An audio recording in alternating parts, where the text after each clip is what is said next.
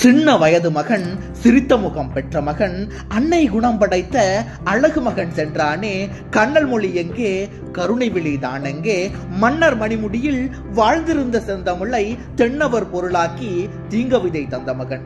கண்மூடி தூங்குகிறான், கனவு நிலை காணுகிறான், விழுதுவிட வந்த மகன் விழுந்து விட்டான் சாவினிலே.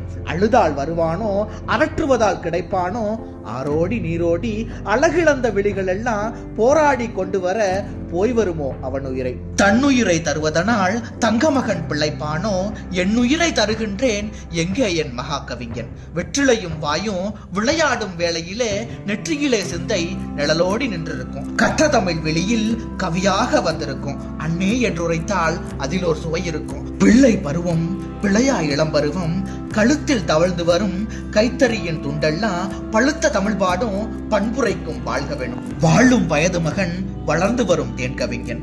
ஆண்டிரண்டு செல்லவில்லை அன்பு மகன் கைப்பிடித்து பிஞ்சு முகம் பாராமல், பேதை குரல் கேளாமல், நெஞ்சொடிய ஓலமிடும் நேயர் முகம் காணாமல், காத்திருக்கும் பட உலகின் கையணைவை கருதாமல் நின்றது போல் நின்று நெடுந்தூரம் பறந்து விட்டான். முதிர்ந்த கிழவில்லையே, மூச்சடங்கும் வயதிலேயே, உதிர்ந்த மரமில்லையே, உலர்ந்து விட்ட கொடியிலேயே, வறண்ட குளமிலையே, வற்றிவிட்ட நதியிலேயே, இருண்ட பொழுதிலேயே, ஏய்கின்ற நாளிலேயே, ஆரம்பமாவதெல்லாம் பெண்ணுக்குள் என்றானே, ஆடி அடங்குகிறான் மண்ணுக்குள் என் சொல்வேன்.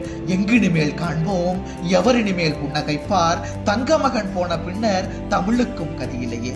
வெங்கொடுமை சாக்காடே, விழுங்குவதற்கேற்ற பொருள் மங்காத செங்குருதி, மகனென்றோ எண்ணமிட்டாய் கல்யாண சுந்தரனே, கண்ணியனே, ஓர் பொழுதும் பொல்லாத காரியங்கள் புரியாத பண்பினனே. சாவது உலக இயற்கை, சாவதற்கும் நீதியுண்டு, நீதியிலா சாவுன்னை நெருங்கிவிட்டதென்றாலும், வாழும் தமிழ்நாடும் வளர்தமிழும் கலைஞர்களும் வாழுகின்ற காலம் வரை வாழ்ந்து வரும் நின் பெயரே.